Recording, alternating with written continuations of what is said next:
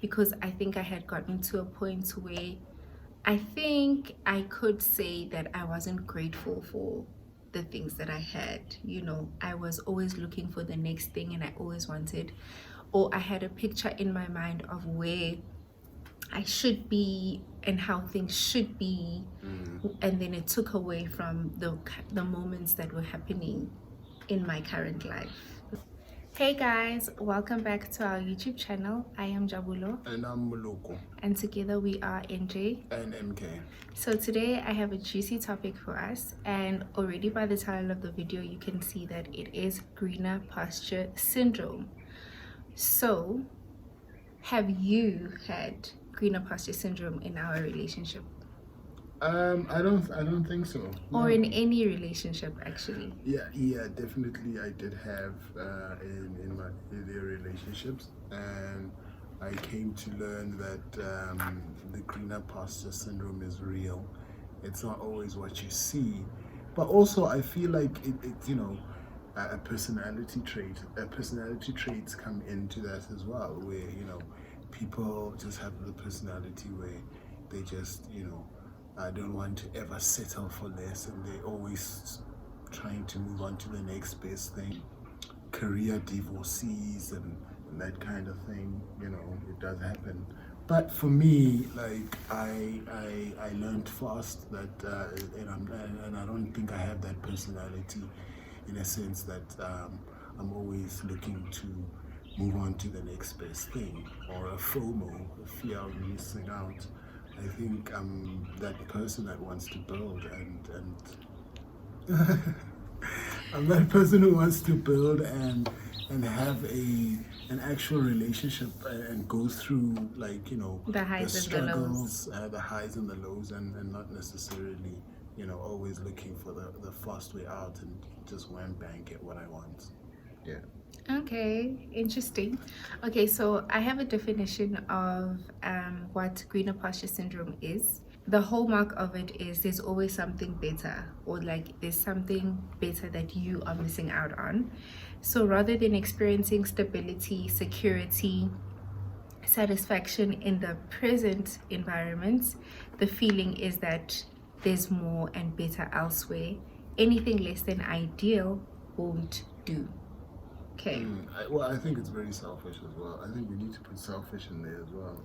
Really? Yeah, I think it's okay. Selfish. It's very me, isn't it? It is. Okay, now that you're speaking about that. So I think I've suffered from Greener Pasture Syndrome in this relationship and in my past relationship. Really?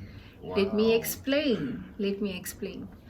So in this relationship, I got to a point where I think I was unhappy with myself, or I was unhappy with how my life was turning out, that it kind of spilled into all my other areas. I started feeling like there's always like better out there. They say the grass is greener on the other side. So naturally I started thinking, okay, maybe if I go and go travel overseas, maybe if I go study overseas, and just start my life from scratch, because I think I had gotten to a point where I think I could say that I wasn't grateful for the things that I had. I was always looking for the next thing, and I always wanted, or I had a picture in my mind of where I should be and how things should be, and then it took away from the moments that were happening in my current life, right? Yeah. So also then, just to explain what causes Greener Pasture Syndrome, which it will explain a lot of how I felt, is that it's caused by an inability to be content with your life. I thought it was social media. No, it doesn't necessarily have to be social media, because it can be relationships, it can be jobs, it can be different things, True. And then also another cause of it is ingratitude, right? So Greener Pasture Syndrome prevents you from acknowledging what you currently have and appreciating it. So that's how I think I had a problem with it, because I wasn't fully being appreciative or content with my life, right? So I think I did suffer from Greener Pasture Syndrome in that sense. But now, when you're saying our relationship, like, were you looking for someone better than me? Is that like, you know? Yes. Yes. You see. When? Where? This is around 2019. I think, yeah, I think in 2019 that was like a challenging year for us. I think you weren't happy. I think I wasn't happy, or you felt. What when you were working for? Why are you? I'm just saying, when you were working for. In 2019, yes, that year. That year, I was very, very unhappy. Firstly, you weren't happy of me working, and let's not even go there. No. But I'm just saying, like, where were you looking for your next hobby? I wasn't looking for a next hobby. I wanted an out of everything. I wanted a fresh start. But that's not going for greener pastures. That is Greener Pasture Syndrome, is you not being content with what you have, and what you have, like, that's what Greener Pasture Syndrome is. I just read it. It's you. There's always something better that you're missing out on. Yeah, but are you not like okay, I'm just saying, maybe I am reasoning it differently. Like, you know, you actually have an action plan and not just parking, and, you know. What do you mean? I guess it works that way as well. I'm just saying, if like the grass is greener on the other side, yes, you get out of the relationship, but you have an action plan thereafter. You had parked the bus. I hadn't parked the bus. You wanted to park the bus. No, park which bus? Our relationship. No, I wanted to out. Like, that's what I'm saying. I wanted out of the relationship. But so you being on yourself, would have been better. Yes, okay. Me being by myself. I understand. Moving to a different country, like having I felt that you were like, slate. Okay, you know, I'm going to leave the relationship and get into another one because there's a better, you know, pasture there. No, okay. No, that's not. Well, I guess it works both ways. So yes, I think in 2019 it was a very difficult year, and I needed to have my own introspection and go through my own healing and go through my, like, just noticing things in my actual life that were good, because everything that I would try, like trying to go study abroad, like it wouldn't work out, you know. And like ultimately I felt like, okay, fine, let me just go back to the drawing board and kind of figure myself out and figure out why I'm not so happy. So yeah, that's just my experience of it. And it was caused by not being content with my life and not being grateful for what I have, because looking at what we had, like just knowing what we've been going through now in 2020 and 2021, looking at the previous years from these years, like life was good. There was nothing to. But you just love to party. Did you love to have a good time? There was nothing to like go crazy about, and you know. But anyway, basically, Greener Pasture Syndrome can happen anywhere. It can happen in relationships, and can happen with jobs, and it can happen in dating or marriage, right? Which I've explained. And then the big difference about Greener Pasture Syndrome is that it's not the same as when you are in an unhealthy relationship, right?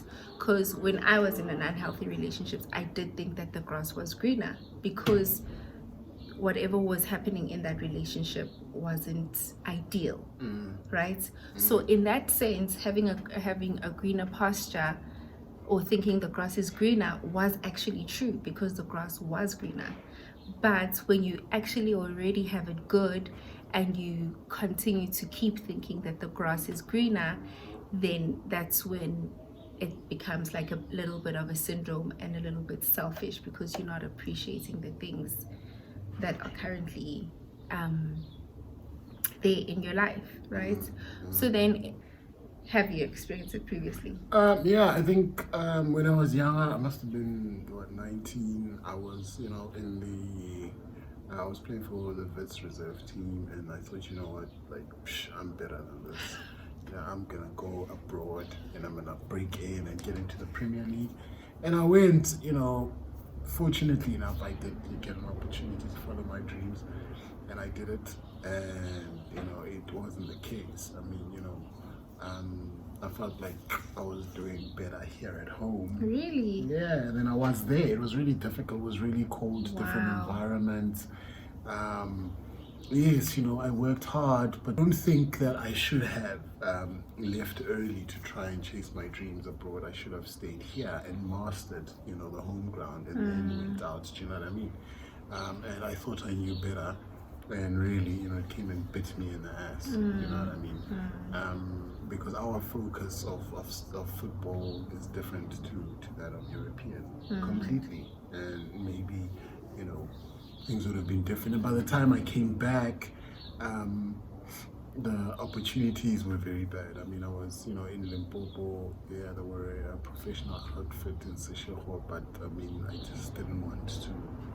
I was 23, and it just wasn't appealing anymore. And I was old now, and How old were you?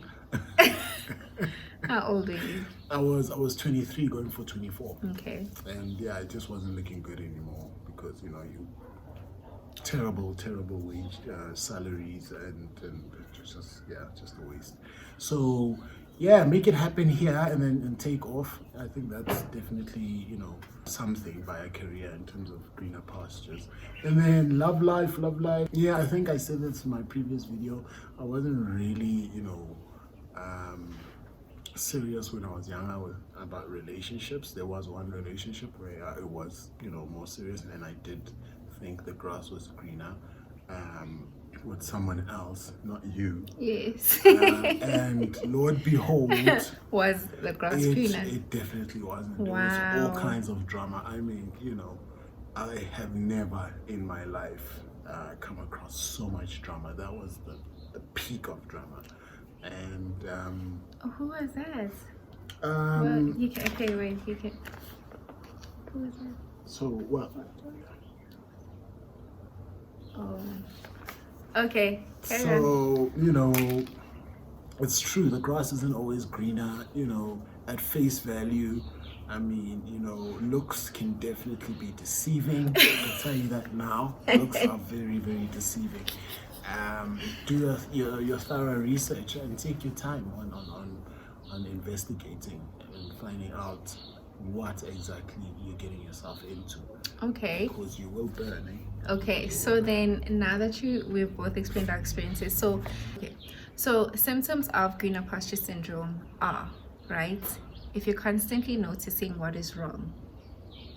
Was that something that you probably had? Constantly noticing No. something is wrong. Okay. When I had jumped onto the actual green lawn next door. Yes. Or no, in the current relationship. Things weren't Or always wrong. within the field that you were. Like in terms of like your soccer. No, there was still. You never thought that things were wrong. So we're looking at like both things, because you had okay, things yeah. in your relationship and career. Yeah, well, So- I think. So you're taking the constantly it. noticing what is wrong, okay? Being critical and complaining often. Yes, that's a tick for me. Okay. Tendency to be a perfectionist, that's a tick for me. Yeah, well, I mean, yeah, okay. Always on the lookout for opportunities, but sabotaging things often or running away. That's a tick from me. Always looking for opportunities, but not sabotaging. I wasn't really about sabotaging. Career and relationship.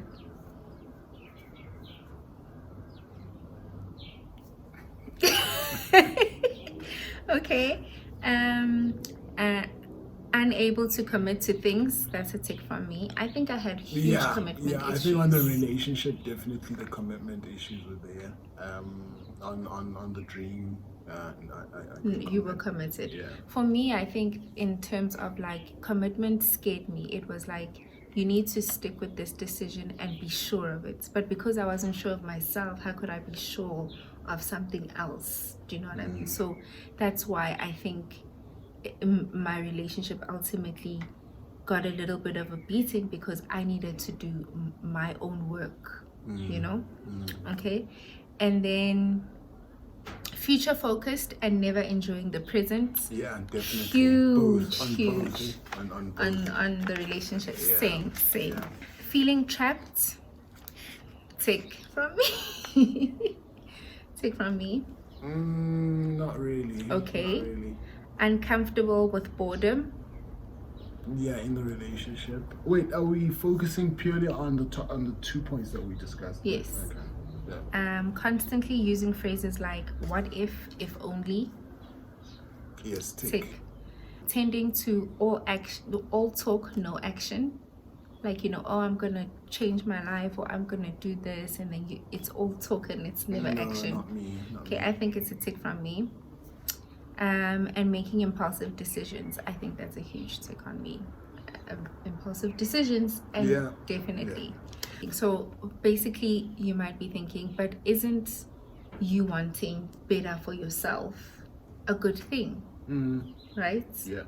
So then, in terms of Greener Pasture Syndrome, how are we then calling it a syndrome and saying it's not a good thing, but ultimately it is a good thing to, want better for yourself? It's not a good thing if you're going to act prematurely without doing your research and without, examining, The pros and cons. Yeah, in full.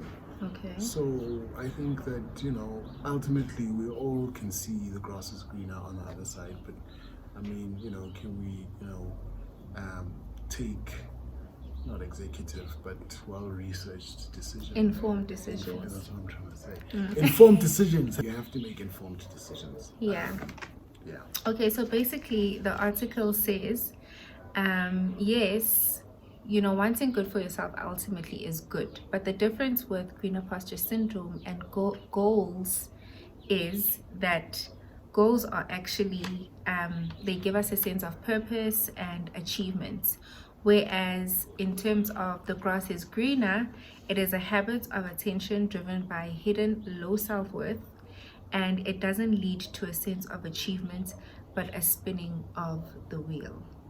It's like a cycle, which is what you basically just said, is that if you don't have informed decisions, if you're not weighing all your options, then Greener Pasture Syndrome is ultimately bad, and it's not like a goal of you trying to attain better for yourself. That's true. You are self-sabotaging. Yeah. Well, I mean, one of my closest friends, one of my best friends, actually, I think he struggles with that Greener Pasture Syndrome. A lot of people struggle with Greener Pasture Syndrome. They're always, for whatever reason, looking for the next best thing. And they believe keeping up with the times is what it is, that, you can always find something more new or younger or, Yeah. And it just, it becomes worrisome because you start, thinking,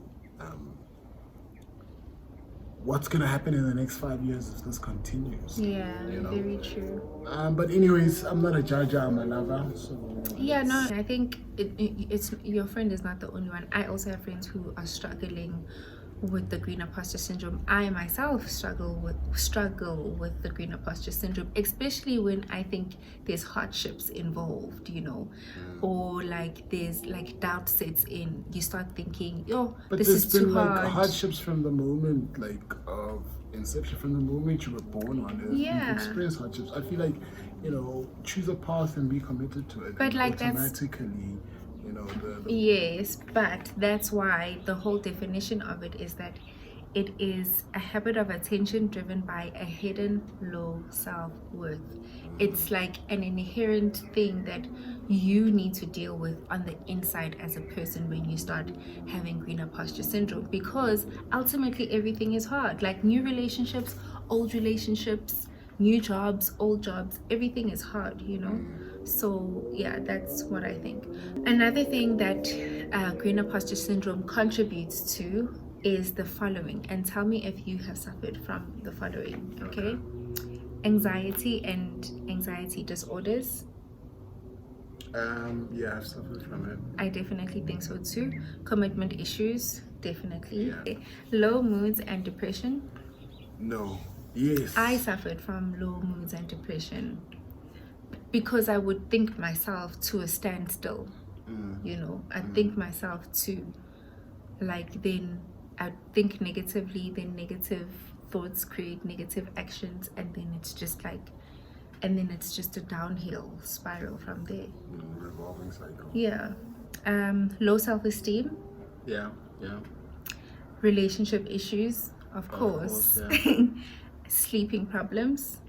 Of course, that's why some people that I know, you know, need certain things like Benylin. Wow, people out there leaning. People out there leaning on substances and horrible. crazy things because, you know, there's just so much anxiety and unhappiness with like our current lives and stuff. And then obviously severe stress. Yeah, I think that takes. I agree. Okay, so now we're going into the treatments. Okay, so basically now, obviously the first step is knowing that you have Greener Pasture Syndrome. We're talking about treatment in respect to the Greener Pastures. Okay, so if you've identified that you have Greener Pasture Syndrome, these are the things that you can do to kind of remedy the situation. Okay, so the first one is identify where you learned this habit of attention, right? So you need to check if your parents complained that you were never good enough. Maybe you had like very strict parents who were never happy with anything that you did. Growing up in poverty is something that affects this, because you think that a struggle is the end of the world, you know. Childhood trauma or neglect, being neglected as a child, and always looking towards avoiding pain inwardly, and you're always looking externally for like solutions and not within. Okay, so learning the root of the issue is then you becoming aware of the problem, and awareness is the beginning of solving majority of our problems, right? Okay, so the second one is learn balanced thinking. Balanced thinking is you thinking of both the negative and the positive and meeting in one common place. So when you start thinking negatively, it causes like distortions in your brain, and then you start having more and more negative thoughts, and then your actions become negative as well, and then that leads to depression. So then you need to think of like positive and negative. Sorry, I don't positive and negative stuff. Don't only concentrate on the negative or on the positive. And then you need to get yourself gratitude journal. I think this is what changed my life, because I started going on a grateful journey, whereas I started writing things down that I'm currently grateful for, and not always looking towards the future or the past, because then that creates unhappiness, you know. Okay, and then number 4, practicing mindfulness. So basically practicing mindfulness is focusing on the now, right? Don't focus on the future and don't focus on the past. Be present in your life, in the current situation, like right now. Don't be thinking about other things. Enjoy the now. Look at the environment, like look at, you know, appreciate everything that is in the now. And actually mindfulness helps a lot of people with depression and people with psychosis and mental health issues. Then our 5th one is, this one is one that I like. It's called find the barter point. So basically everything has a price. So if you say you want to be fit, right? The only time you're going to start enjoying your life is when you are fit, you've lost the weight and you're skinny. Spend a day with a skinny person, eat what they eat, exercise exercise their routine, like just do everything that they do, and then see if your life is as bad as you think it is. Do you know what I mean? I like that one too. I never thought of it. Also, like for like career wise, if you think you want to be a soccer player or a movie star. Go and volunteer and practice with the boys on the weekend and see if your life is as bad as you think it is. It's not a PlayStation life, and a Grand Theft Auto life either. And then the sixth one is also one that I like. It's called the taste test. Oh shucks. Actually, I was explaining the taste test with the previous one. Whereas the barter point is, if you want a sports car, if you think the only reason you can be happy in your life is you driving a sports car, what are you willing to exchange for it? You have to, now you can't talk about things you don't have. So you want a sports car and that's what you think is going to make you happy. So what in your life currently would you exchange to get that sports car? That's the barter point. The barter point is you bartering for something else in exchange for what you want. So what are you willing to barter for? And then basically the last one is you need to talk it out. Basically talking it out now, I think, involves like you seeking for professional help, because maybe sometimes your friends are sick and tired of hearing, you know, your issues, you know.